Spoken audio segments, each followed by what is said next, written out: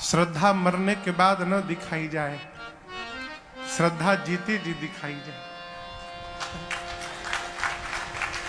माई बाप जीवित हैं, जीवन में एक गिलास पानी नहीं दिया, मरने के बाद 50,000 ब्राह्मणों को भोजन करा रहे हैं।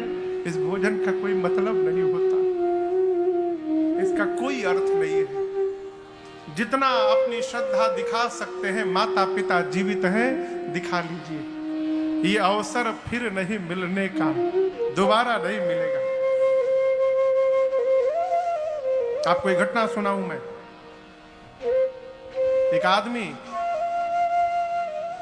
भोजन करने के बाद, एक इसका सत्य घटना है, भोजन करने के बाद एक उसके घर में कोठरी जैसा था, उस कोठरी में जाता था और थोड़ी देर रहता था, फिर बाहर निकलता था।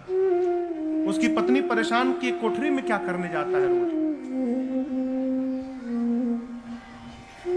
एक दिन छिप के देखने लगी तो देखा कि जाता है, एक बक्सा खोलता है, उसमें से एक साड़ी निकालता है, साड़ी को ऐसे से छूता है और फिर उस बक्से में रख के चला आता है।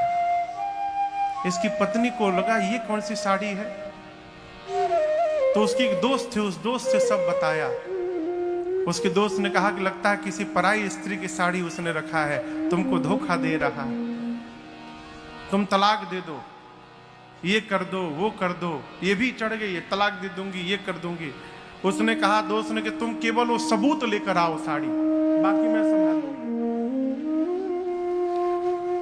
एक दिन उपाय लगाकर किसी तरह, जब पति घर में नहीं था तो कमरे में घुसी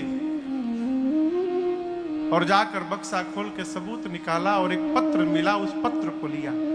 अब पत्र लेकर झरझर उसके आंख से आंसू निकले, रो रही थी। वो साड़ी पत्र लेकर अपनी दोस्त के पास गई तो उसने कहा, सबूत लाई हो ना? हाँ। साड़ी दिया, कहा इस साड़ी के साथ एक पत्र है, इसको भी एक बार पढ़ लो। उस पत्र में उसने लिखा था, वो साड़ी उसकी मां की थी। उसमें लिखा था, मां एक शिकायत है तुमसे, तुमने आज तक हमसे ये नहीं बताया कि खाना खाने के बाद, हाथ धोने के बाद कपड़े से हाथ नहीं पोंछना चाहिए। मैं बचपन से तुम्हारी साड़ी में ही हाथ पोंछता रहा, तुम तो चली गई लेकिन ये आदत नहीं गई। जब एक दिन तुम्हारी बहू की साड़ी में मैंने हाथ पोंछ दिया तो उसने मुझे बहुत जोर से फटकार लगाई, कहा ये बुरी आदत है।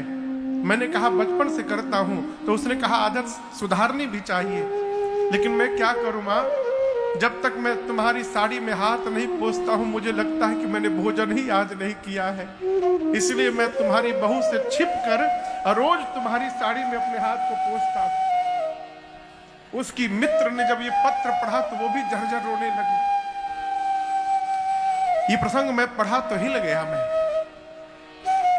मैं बार बार निवेदन करता हूं, भगवान बाद में, जन्म देने वाले माता पिता पहले भगवान है।